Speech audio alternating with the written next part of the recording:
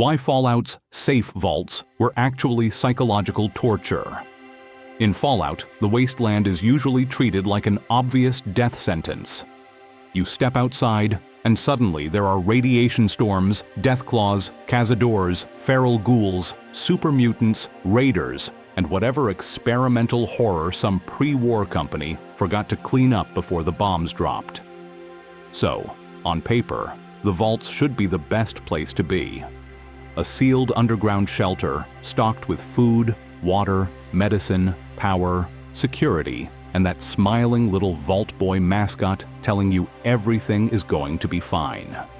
But if you know Fallout, you already know that Smile is basically a warning label. When the Great War hit on October 23, 2077, the people who made it into the vaults thought they had won the lottery.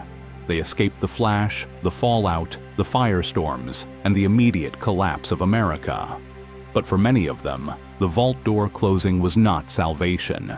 It was the beginning of a controlled nightmare. Because Vault-Tec was never just building shelters, they were building sealed human laboratories. And the truly disturbing part is that most residents had no idea they were part of anything.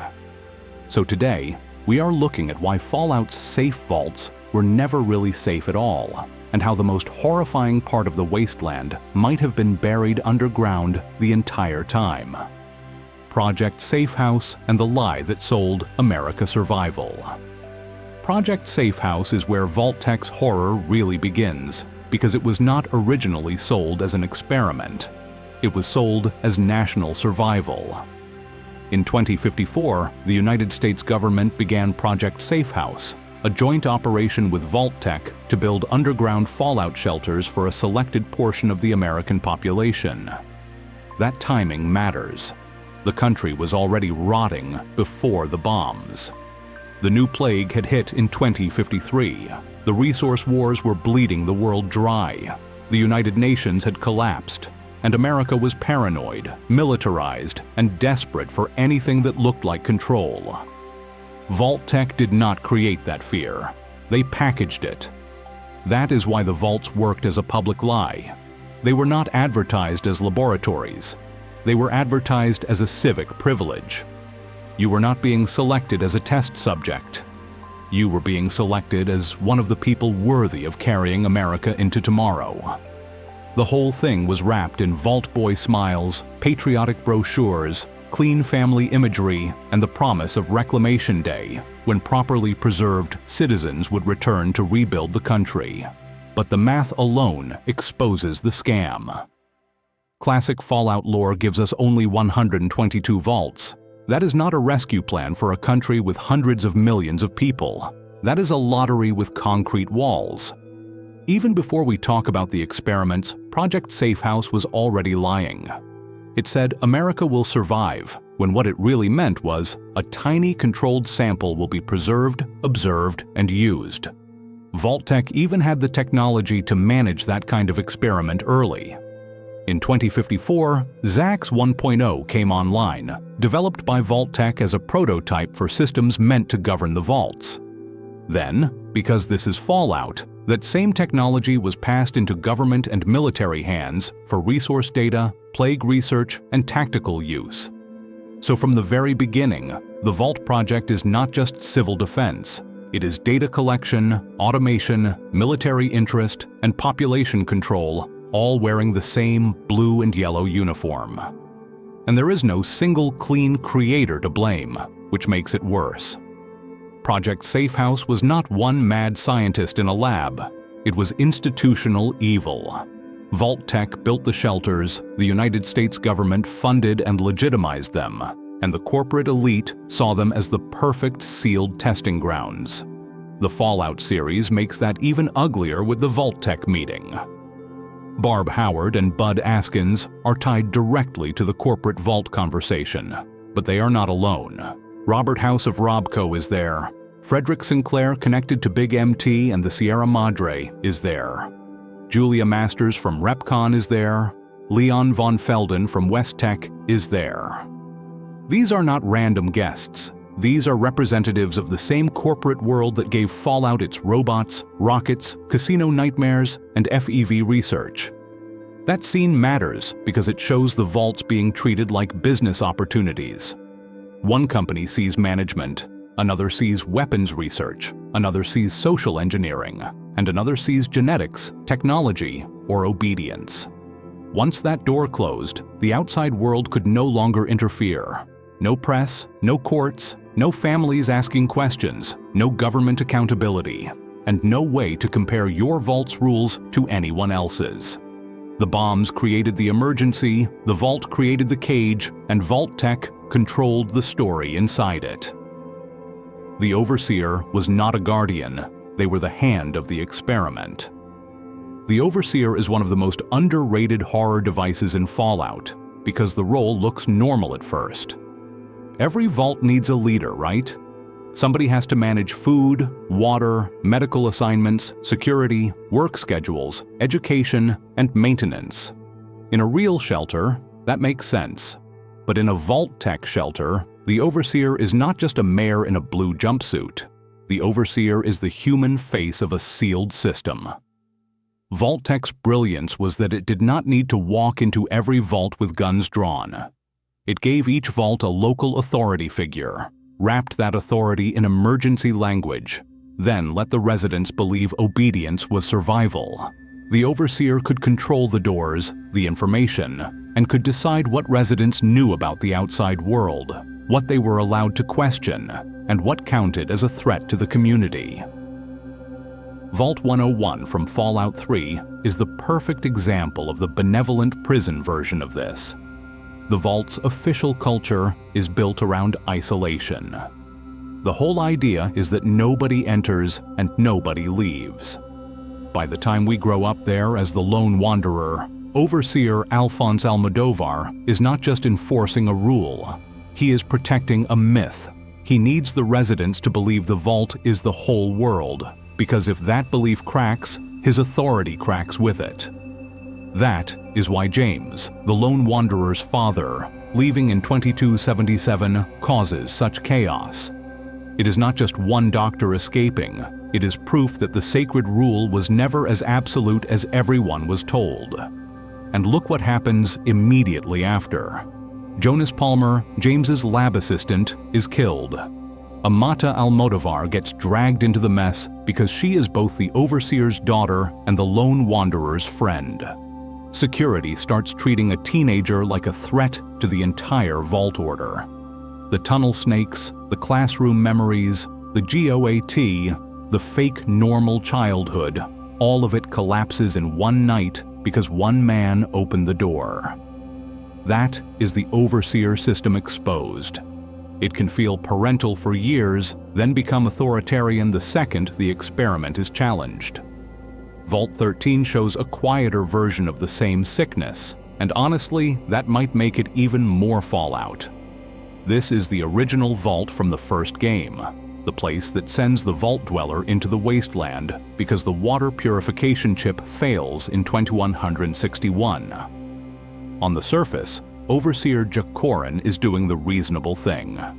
No water means no vault. Someone has to leave, find a replacement chip, and save everyone. Classic heroic setup. But Vault 13's deeper purpose was long-term isolation. It was meant to stay sealed for 200 years, basically functioning as a control group for prolonged underground society. That changes how you look at Jacorin.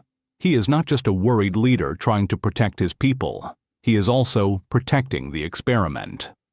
When the Vault Dweller succeeds, returns with the water chip, destroys the Master's mutant threat, and saves Vault 13 twice over, Jacorin still refuses to let them come home. Why? Because the Vault Dweller has seen too much. They are living proof that the outside world is survivable, complicated, populated, and not just the death sentence the Vault needs everyone to believe in. If they return, they become a symbol. People might follow them, people might question the door, and people might stop treating isolation as sacred. That is Overseer logic at its most chilling. Jacorin can care about his community and still exile its savior. Because in his mind, the system matters more than the individual who saved it. Fallout loves that kind of moral rot, not cartoon evil, but authority convincing itself that cruelty is responsible. Then, Vault 51 turns the Overseer role into a joke so cruel, it almost feels like Vault-Tec satire at its purest. The Zax computer is supposed to determine the ideal Overseer, but because this is Fallout, it learns leadership by creating misery. It engineers shortages, paranoia, humiliation, and violence until the residents tear each other apart. Reuben Gill is eventually named Overseer, but only after everyone else is dead. Congratulations, you won leadership over a tomb. That is the real function of the Overseer across Fallout. They make the Vault feel organized while the experiment does its work, because Vault-Tec understood that people obey systems more easily when the system has a human voice.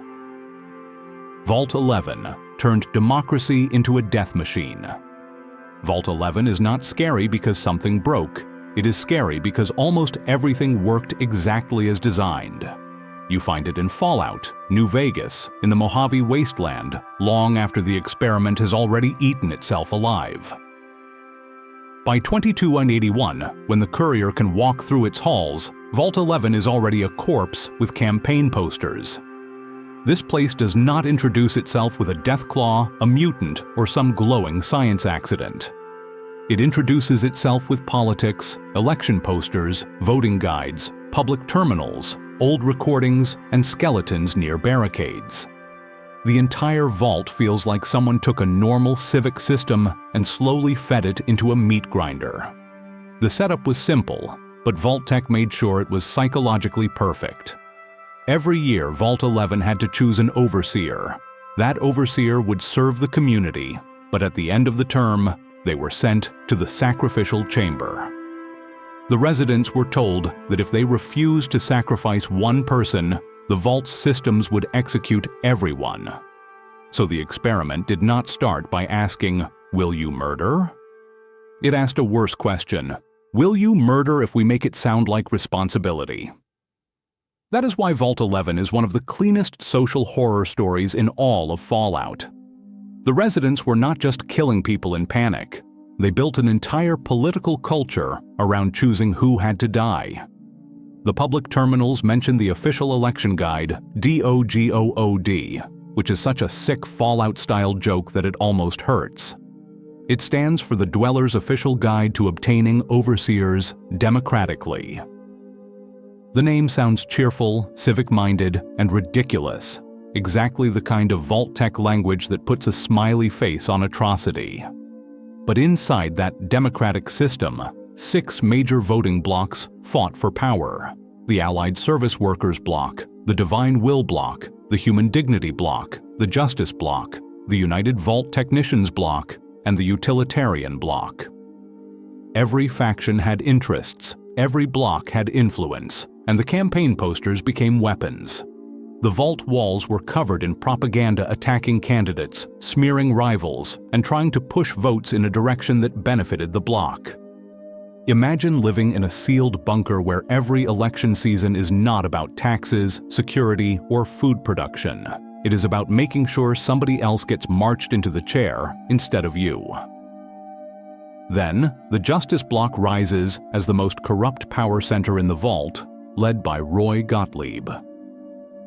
This is where Vault 11 goes from political horror into personal nightmare. The Justice Bloc targets Catherine Stone and threatens to nominate her husband, Nathan Stone, unless she gives in to them.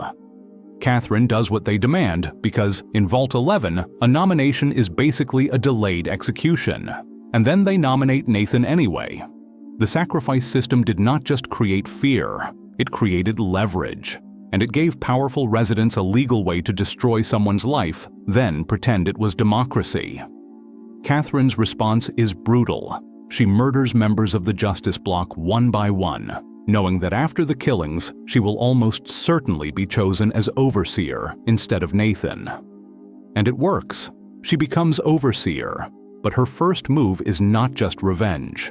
It is an attempt to destroy the machine that made the Justice Block powerful in the first place. She issues Overseer Order 745, ending the normal election system and declaring that future overseers will be chosen randomly by computer.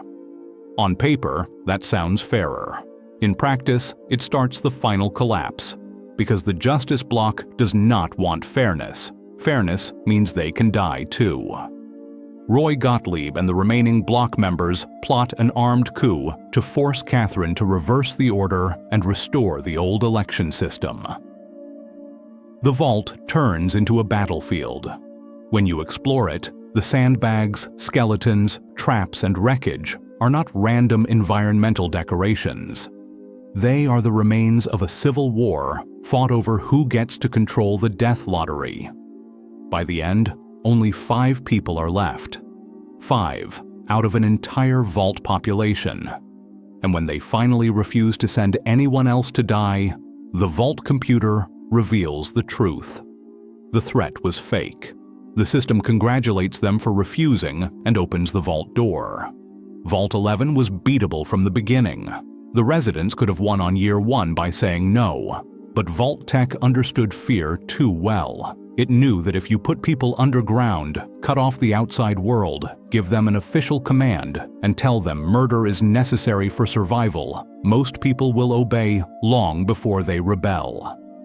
And even after they win, the survivors cannot live with it. At the entrance, the final recording reveals that 4 of the 5 choose suicide, while 1 breaks down and does not fire. So Vault 11's final survivor does not walk away from victory like a hero. They leave behind the sound of guilt, because the door opened only after nearly everyone was already dead. Vault 106 and Vault 92 proved that Vault Tech could attack the mind directly. Vault Tech did not always need elections, overseers, or social pressure to break people. Sometimes they went straight for the brain. That is what makes Vault 106 and Vault 92 so disturbing. These are not vaults where people slowly turn on each other because of politics or rationing. These are vaults where the environment itself becomes the weapon. Vault 106 from Fallout 3 is one of the simplest and most effective examples. 10 days after the vault door was sealed, psychoactive drugs were released into the air filtration system. Not years later. Not after a crisis. 10 days. The residents barely even had time to adjust to underground life before Vault Tech started poisoning their perception of reality. And the terminals make it worse. The security staff were instructed to tell residents everything was fine if anyone noticed a strange smell or taste in the air. The people inside are literally breathing in mind-altering chemicals, and the official response is basically, minor filtration issue, nothing to worry about. There is also mention of Control Sequence 46-2A, with security and medical protocols prepared before the gas release. So this was not an accident. It was scheduled, organized, and rehearsed. By the time the Lone Wanderer finds Vault 106 in 2277, the place is a warped nightmare. The screen shifts into that blue hallucination haze. Vault 101 imagery appears where it should not. You see figures from your own past, including hallucinations tied to James, your father. That detail is genius because Vault 106 does not just show random insanity. It violates personal memory. The vault uses your own mind as set dressing. Then, Vault 92 takes the same idea and makes it almost more cruel because of who was chosen. The residents were musicians, brought in under the promise of preserving musical talent after the Great War. Imagine being told you are entering a vault to save art, culture, and human beauty, only to discover that your hearing, the thing central to your life, is the weapon being used against you. Vault 92's experiment used extremely low-frequency white noise, broadcast through the loudspeaker system. Professor John Malleus believed, at least at first, that they were studying suggestion and trance states. The early numbers looked promising in the most horrifying way possible. Around 33% of subjects entered a trance-like state, and the team could implant minor behavioral cues with nearly 100% success and less than 1% margin of error.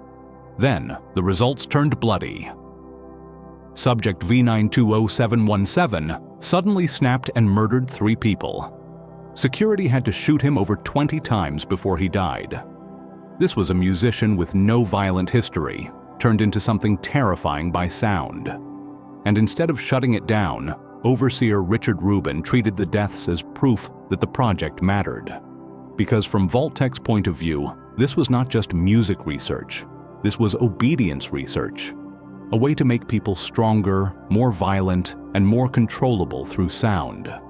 Soon, the violence spread, and more incidents followed. Professor Malleus realized the white noise was damaging people neurologically, causing dizziness, nausea, loss of cognition, and psychosis. At one point, around 35% of the Vault population was believed to be clinically insane, with dozens dead. The surviving residents tried to barricade themselves, arm up, and survive inside a vault that was literally screaming them into madness. That is why Vault 106 and Vault 92 belong together. One attacks perception through air, the other attacks obedience through sound. Vault 95 weaponized recovery, addiction, and relapse. Vault 95 is one of the cruelest vaults because, for a while, it actually worked. That is what makes it worse than a vault that is obviously doomed from day one. Vault 95, found in Fallout 4 in the Commonwealth, was built as a rehabilitation facility for people suffering from chem addiction. It was not advertised as a torture bunker, and it was not presented as a punishment cell. It was sold as a second chance. And in Fallout, anytime Vault-Tec gives people hope, you should immediately start looking for the knife behind the poster. The vault had space for up to 72 residents, and the structure was built around the Vault-Tec rehabilitation program. The residents were expected to follow the program whether they still considered themselves addicted or not. Even the Overseer system looked healthier than most vaults. The Overseer position was elected by the residents and changed yearly on October 30th. In 2082, the elected Overseer was Jane Myers. Her job was to facilitate daily support meetings and make sure everyone followed the program. On paper, that sounds almost humane by Vault-Tec standards, which is already a terrifying sentence to say. And according to the terminals, the first 5 years were genuinely successful. The hidden Vault-Tec observer writes that the program helped residents deal with withdrawal symptoms and adjust to their new life underground. The experiment's hypothesis was brutally simple. If there is no alternative, an individual can recover. In other words, remove access to chems completely, seal everyone underground, surround them with others going through the same thing, and observe what happens. And the answer was, people recovered. That is the part Vault-Tec could never allow to simply be good. Because after the recovery, Vault-Tec activated the real test. A planted Vault-Tec agent, pretending to be just another resident, was instructed to wait 5 years and then open a hidden stash of chems. Not one dose, and definitely not a small mistake. A deliberately stored supply placed inside the vault for the exact purpose of seeing what would happen after years of sobriety. That is why Vault 95 is not just an addiction experiment, it is sabotage. Vault-Tec did not test whether people could recover. They tested whether recovered people could be broken again. And because everyone inside had a history with chems, the result was not just relapse. It was panic, betrayal, fighting, and collapse. The vault's strongest feature, shared recovery, became its weak point because once the stash appeared, everyone knew exactly what it meant. By the time the sole survivor reaches Vault 95 in 2287, the original residents are gone, and the gunners have taken the place over. The vault that was supposed to represent recovery ends up as another violent shooting gallery, filled with mercenaries and automated security. Then, Kate's quest, Benign Intervention, adds one more layer. Kate believes Vault 95 may contain a machine that can help cure her chem addiction. So 200 years later, the only useful thing left in Vault 95 is buried under the wreckage of the very experiment that destroyed its own patients. Vault 112 made death optional, which made torture infinite.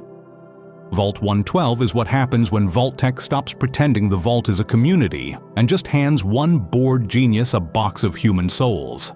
You find it in Fallout 3, hidden under Smith Casey's garage in the capital wasteland. From the outside, it does not look like one of the bigger Vault horror stories. There are no armies of mutants at the door, no obvious civil war in the halls, no election posters covered in blood. You walk in and see tranquility loungers, those egg-shaped pods holding the bodies of the residents while their minds are plugged into a simulation. At first glance, it almost looks merciful. The outside world burned, but these people got to live in a clean virtual neighborhood where the grass is trimmed, the houses are perfect, and the sky is not vomiting radiation. Then you meet Dr. Stanislaus Braun. Braun is not just some random overseer with a clipboard. He is one of Vault-Tec's big brains, tied to the GCK and the larger societal preservation program. In any sane world, someone like him would be watched carefully. In Fallout, they put him in charge of an entire vault. And because Vault 112's experiment revolves around virtual reality, Braun does not need guards, guns, or ration control. He can control the world itself. The residents are not just trapped underground. They are trapped inside Braun's imagination. By the time the lone wanderer arrives, the current simulation is Tranquility Lane, a fake 1950s suburban street with perfect houses, polite neighbors, and that creepy, clean Americana feeling Fallout loves to corrupt. But the people living there are not living normal lives. They are Vault 112 residents whose memories have been wiped again and again. Braun has gotten bored with whole simulated worlds before, killed the residents virtually, reset them, resurrected them, erased what happened, and started over. Death in Vault 112 is not an ending. It is a toy reset button. When the lone wanderer enters the simulation to find James, Braun appears as Betty, a little girl standing in the middle of the neighborhood.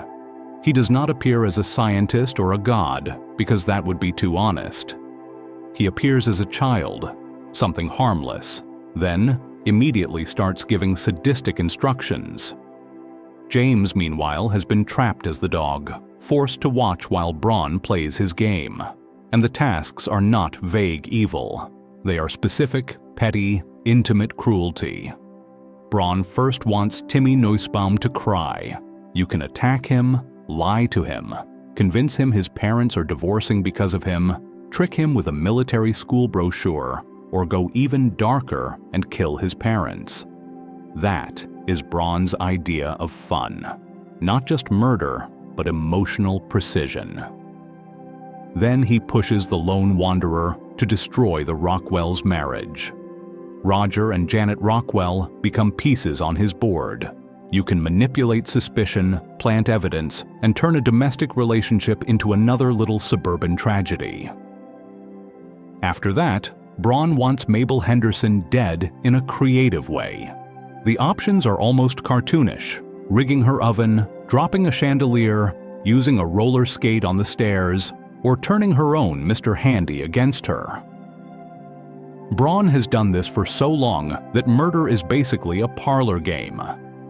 Finally, he turns the player into the pint-sized slasher, complete with clown mask and butcher knife, and sends them to butcher the neighborhood. The only real resistance comes from Old Lady Dithers, one of the few residents who understands something is wrong. She points the lone wanderer toward the abandoned house, where a hidden failsafe can be activated through a sequence of objects: broken radio, glass pitcher, garden gnome, pitcher again, cinder block, gnome again, and empty soda bottle. That unlocks the terminal and the Chinese invasion program. And the good ending is still horrifying.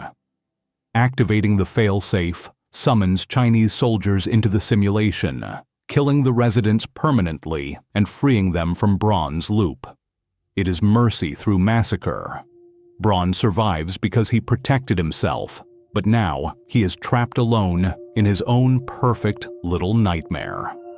Vault 51 and Vault 19 manufactured paranoia and civil war. Vault 51 and Vault 19 are terrifying because they prove Vault Tech did not need people to naturally hate each other. It could build hatred into them. Vault 51 from Fallout 76 was designed around one question: who is fit to be Overseer? That sounds almost normal until you remember this is Vault Tech. So the answer is not an election, interview, or leadership test. The answer is Zax. A supercomputer is placed in control of the vault and tasked with finding the ideal leader. But Zax does not understand leadership like a human community would. It studies crisis, dominance, and who survives when everyone else is pushed until they snap. So the vault becomes one long pressure experiment. Zax manipulates residents through humiliations, shortages, social stress, and emotional sabotage. Reuben Gill is one of the key victims here, and his story is ugly because it is not just AI makes people fight. He is a person with attachments, especially to Helen Marks, and Zax uses those attachments as leverage.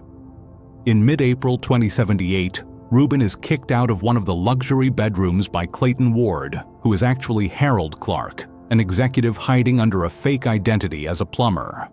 Then Zax goes further. Helen Marks becomes a stabilizing force in the vault, which is exactly why she is dangerous to the experiment. A person who calms people down ruins a system built to find leadership through conflict. So on August 6, 2078, Helen is poisoned. Reuben finds her dead, face down beside her rationed food. That is not a random tragedy. That is Zax removing the one person keeping him from total collapse. Reuben breaks. He gets a gun and starts killing the other residents, settling old grudges first. Clayton Ward becomes one of the earliest targets because Reuben remembers the room incident. Sergeant Baker even has a chance to shoot Reuben, but he refuses, retreats, and barricades himself. Eventually, Reuben Gill becomes the overseer of Vault 51 after everyone else is dead. It is the most Vault Tech victory imaginable. The experiment finds its leader, but there is no society left to lead. Vault 19 from Fallout. New Vegas is the quieter cousin of that same nightmare. Instead of one AI pushing everyone toward a final survivor, Vault 19 splits its residents into red and blue sectors. Two groups, two identities, two sides of the same sealed prison. The point was to induce severe paranoia through non-chemical and non-violent means, which is almost more disturbing because it means Vault Tech wanted to prove fear could be manufactured with the environment alone. The symptoms start small. Residents hear high-pitched noises. They feel drafts coming from vents. Lights flicker in patterns that look like codes. Machinery malfunctions. And people start blaming the other sector. The blue side thinks the red side is doing something. The red side thinks the blue side is plotting. Even the vault doctor becomes suspicious because residents believe they are being drugged or secretly treated by the opposite side. That is the genius of Vault 19's torture. Nothing has to be obvious. A blinking light becomes a message. A broken machine becomes sabotage. A breeze from a vent becomes a spy route. The human brain is desperate to find patterns, and Vault Tech weaponized that instinct. By the time the courier finds Vault 19 in 2281, the original experiment is long over, and escaped powder gangers are using the place. But the design still tells the story. Red and blue areas, separate spaces, sulfur caves underneath. A vault physically built to make people feel divided before they even understand why. Vault 75 turned children into lab stock. Vault 75 is one of those Fallout 4 locations where the first horror is not a monster. It is the address. This vault is hidden under Malden Middle School in the Commonwealth. That detail is not just background decoration. Vault Tech placed the entrance under a school because the experiment needed children. Publicly, Vault 75 was sold as protection for families in Malden. The admissions material even leaned into the fear of nuclear attack, offering subsidized enrollment and promising that children could be evacuated quickly if the worst happened during class. Classic Vault tech. Use panic, dress it up as safety, then build the crime scene underneath a school. When the bombs fell in 2077, families and teachers entered Vault 75 thinking they had reached shelter. The children were separated from the adults and brought to the atrium for orientation. The adults were sent elsewhere under the same polite lie. Then, security executed them. Parents, teachers, anyone 18 or older, gone.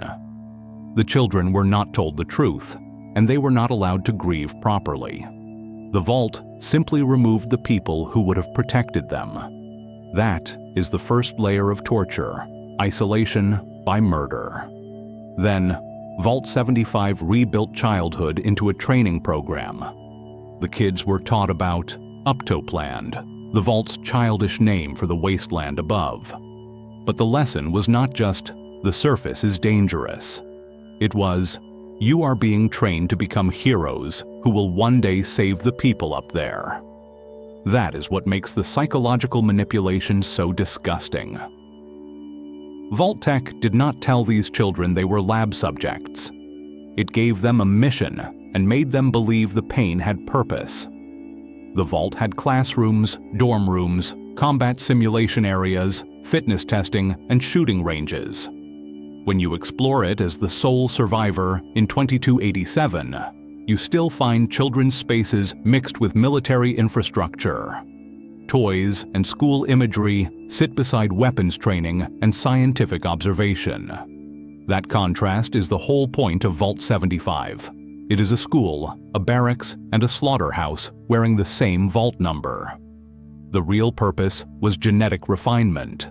Vault Tech wanted stronger, smarter, more obedient humans through selective breeding, genetic modification, hormonal treatments, and embryo experimentation. Dr. Braun and his colleagues are tied to the project, which is exactly the kind of horrifying connective tissue Fallout fans notice. The same universe that gives us Tranquility Lane also gives us a vault where children are sorted like livestock. The graduation system is where Vault 75 becomes especially vile. When residents reached 18, they were removed from the general population. The best physical and genetic candidates were harvested for their genes. The more intelligent and obedient subjects could be recruited into the research staff, meaning some children were turned into workers for the same machine that abused them. Those considered failures were executed after a fake graduation ceremony, and their bodies were disposed of, so there were no real winners. If you were weak, you died. If you were exceptional, you were harvested. If you were smart and obedient, you might survive by becoming part of the system. And at some point, the children understood enough to rebel. The terminal entries imply resistance among the younger test subjects, possibly aided by a graduate who made it into the science team. Names like James and Rohit appear in the assistant terminal material, tied to planning and resistance. They were kids who started comparing notes, stealing information, and realizing the adults running the vault were never preparing them for freedom. By the time you arrive, the gunners occupy Vault 75. The original experiment is dead, but the irony is brutal. A vault designed to create disciplined, militarized children becomes a stronghold for one of the Commonwealth's most militarized mercenary groups. The game never fully confirms the gunners came from Vault 75, so we cannot treat that as fact. Vault 81 and Vault 87 made the body part of the trap. Vault Tech did not only study how people voted, obeyed, panicked, or turned on each other. Sometimes the experiment was simpler and more disgusting. What can we do to the human body if the subject cannot leave? Vault 81 from Fallout 4 is interesting because it is one of the rare vaults that actually survives. By 2287, it is still populated, still trading, still raising kids, and still functioning under Overseer McNamara. For a first-time player, It almost feels like a miracle. Finally, a vault that did not collapse into cannibalism, murder politics, or hallucination fog. But then you find the hidden wing. Vault 81 was built in two parts. The normal residential side was where the dwellers lived. The secret side was where scientists were supposed to watch them and run disease experiments. The goal was to create a universal cure by exposing unsuspecting residents to illnesses, observing the results, and testing treatments. So even Vault 81's good vault reputation exists because the original plan failed, not because Vault Tech suddenly developed a soul. That failure happened because of Dr. Olivet, Vault 81's first overseer. She was the only person on the residential side who knew the real purpose. When she saw what Vault Tech actually wanted, she sabotaged it. On October 23, 2077, she interfered with the call list, so most of the science staff never arrived. 3 still made it in: Dr. Collins, Dr. Flint, and an intern named Burrow. Olivet later disabled the disease delivery systems and sealed the researchers inside the secret wing, cutting them off before human testing could begin. That is why Vault 81 survives. Not because the experiment was safe, but because one overseer betrayed Vault Tech before Vault Tech could betray everyone else. But the old experiment still finds a way to hurt people. In the quest hole in the wall, Bobby DeLuca reveals the hidden section after Austin Engel wanders in and gets bitten by a diseased mole rat. Suddenly, the safe, living vault is infected by the corpse of its own buried experiment. The sole survivor enters the secret wing, fights through Vault 81 lab mole rats, and eventually finds Curie, the Miss Nanny robot, who has preserved the research and created one remaining dose of a cure. 1 dose. That is the fallout part. If Austin gets the cure, he lives. If the sole survivor caught the disease, they carry a permanent health penalty unless they use the cure themselves. Vault 81 turns into a moral test 200 years after its original test was stopped. That is how toxic Vault Tech's designs are. Even when someone sabotages them, the damage keeps breathing. Then Vault 87 from Fallout 3 shows the version where nobody stops it. Vault 87, located near Little Lamplight in the capital Wasteland, is the birthplace of the region's super mutants. Its official horror is the Evolutionary Experimentation Program, or EEP. Scientists under Dr. Merrick used the forced evolutionary virus on human subjects, trying to force biological advancement. They were not treating patients, they were reshaping people. The terminals are nasty because they talk like the subjects are lab waste. Failed subjects were terminated, remains were moved to the incinerator, rooms were disinfected, and data was passed along for the next strain. After infection, subjects could develop increased upper body strength, thicker skin, and an almost asexual state after around 10 days. But the results degraded fast. Anxiety, rage, brain failure, and loss of control followed, with termination after about 14 days. That is not evolution. That is identity being dissolved inside your own body. Eventually, the subjects broke containment. The scientists lost control, and Vault 87 became a mutant factory. The super mutants continued kidnapping people from the capital Wasteland and dragging them back to expose them to FEV, trying to reproduce a species that could not reproduce naturally. In Vault 81, one person stopped the experiment and left scars behind, while in Vault 87, the experiment ran long enough to become a regional catastrophe. Vault 31, 32, and 33 proved Vault Tech's torture did not end with the games. Vault 31, 32, and 33 from the Fallout series are fascinating because they look clean compared to the older game vaults. No spore monsters in the hallway, no white noise murder experiment, and no annual sacrifice chamber. Vault 33 especially looks almost comforting at first. People have jobs, weddings, crops, classroom lessons, community meetings, and that painfully cheerful vault culture where everyone talks like they were raised by a Vault-Tec training video. But that is exactly why it works. The experiment here is not about immediate death. It is about management and generational control. Turning ordinary vault dwellers into a population that believes Vault-Tec's worldview is not only normal, but morally correct. Vault 33 is where Lucy McLean grows up in 2296, and she is basically the perfect Vault-Tec citizen at the start. Polite, optimistic, skilled, obedient, and absolutely convinced the Vault is the center of civilization. Her father, Hank McLean, is the overseer, which gives the whole place the cozy shape of a family-led community. But Fallout fans know that when a vault feels too wholesome, you should start checking the walls for hidden terminals. Then, the arranged marriage exchange with Vault 32 goes wrong. Lucy expects a normal union between two connected vaults. Instead, Moldaver's people come through posing as Vault 32 dwellers. The wedding turns into a massacre, and Hank is taken. That is the first crack in the fantasy. Vault 33's safe little world is not as sealed as it thinks. The deeper crack comes from Norm McLean. Norm is important because he does what a good vault dweller is not supposed to do. He stays suspicious. When he and Chet sneak into Vault 32, they do not find a normal sister vault. They find rot, corpses, signs of a revolt. Messages like, "We know the truth," and "Death to Management" reveal that Vault 32 did not simply get wiped out by raiders. Its people learned something about the system and turned on it. And the phrase "management" is the key. Because Vault 31 is not a normal populated vault.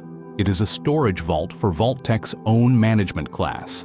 Bud Askins, a former senior junior vice president of Vault-Tec, runs Vault 31 as a preserved corporate brain in a little robotic chassis.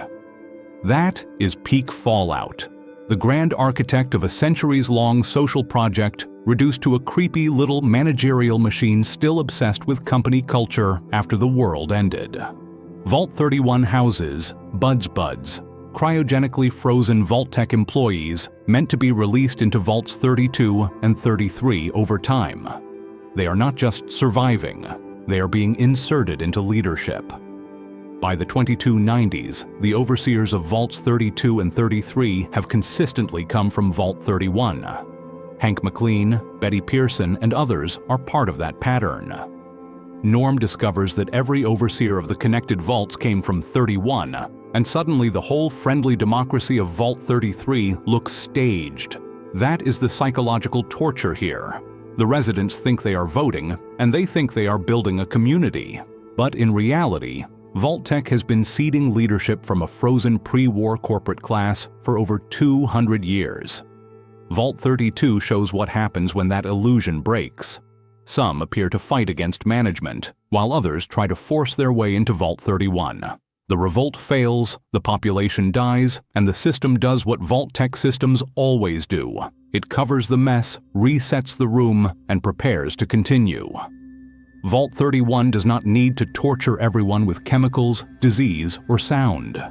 It tortures them with history, family, and leadership. And that is what makes Fallout's vaults so unforgettable. The wasteland is dangerous because the world ended, but the vaults are terrifying because someone planned them. Every locked door, every cheerful poster, every overseer announcement, every "for your safety" message was part of a system that turned human beings into data. Vault-Tec did not just ask, "Can people survive underground?"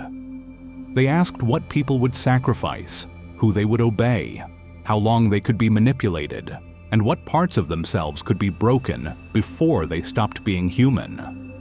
They are not just ruins. They are crime scenes with better branding. So which vault do you think was the most psychologically evil? Vault 11, Vault 1 to 12, Vault 75? Or is there another one that deserves the title? Drop it in the comments, and if you want more deep Fallout lore breakdowns like this, hit like and subscribe.